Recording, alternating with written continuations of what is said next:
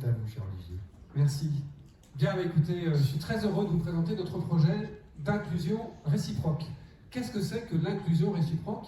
C'est lorsque le monde ordinaire, c'est-à-dire vous, moi, nous allons à la rencontre du monde extraordinaire des personnes en situation de handicap mental. Alors pourquoi elles sont extraordinaires? Parce qu'elles ont un trésor à nous faire partager. Ce trésor, c'est leur capacité à nous dire ce qu'elles vivent d'essentiel, à nous faire rencontrer leur humanité.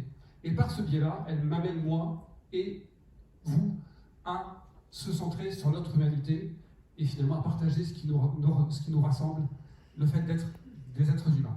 Alors, le problème, c'est que le travail n'est pas aujourd'hui suffisamment créateur de lien social, c'est un élément d'exclusion, un taux de chômage qui est le double pour les personnes en situation de handicap par rapport à la population active. C'est également des personnes en ESAT qui sont à 70% des personnes en situation de handicap mental, ESAT milieu protégé. Et puis un taux d'insertion, d'inclusion de l'ESAT vers le milieu ordinaire qui est inférieur à 1,1%.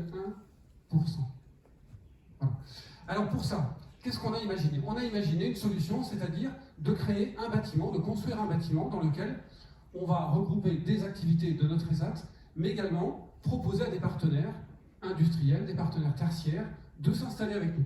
Chacun aura ses locaux pour travailler, pour faire son activité, mais on a commencé à réfléchir avec eux sur qu'est-ce qu'on va faire ensemble dans ce bâtiment. Comment on va occuper les espaces communs? Comment on va occuper ce qu'on appelle la place du village, le grand hall d'entrée, pour en faire un lieu de rencontre, un lieu d'exposition, un lieu collaboratif. Voilà. Alors, en quoi c'est innovant, cette solution? Elle est innovante parce que cette notion d'inclusion réciproque, elle va beaucoup plus loin que la notion d'inclusion. L'inclusion, c'est souvent un sens unique. La personne en situation de handicap qui va dans le milieu ordinaire, qui doit s'adapter au milieu ordinaire. Or là, nous considérons que l'inclusion, elle doit être à égale part pour chacun.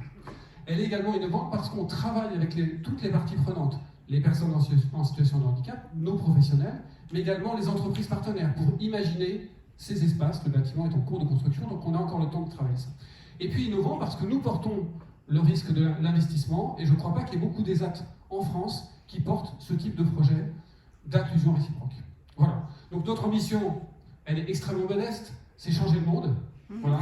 Changer le monde à notre échelle, 130 personnes qui vont pouvoir vivre quelque chose de fort, j'en suis sûr, et puis surtout duplicable complètement des millions de fois. Voilà. Donc je serais très heureux que dans quelques années, on ait des milliers d'endroits en France où se pratique la même chose. Voilà. Merci à vous.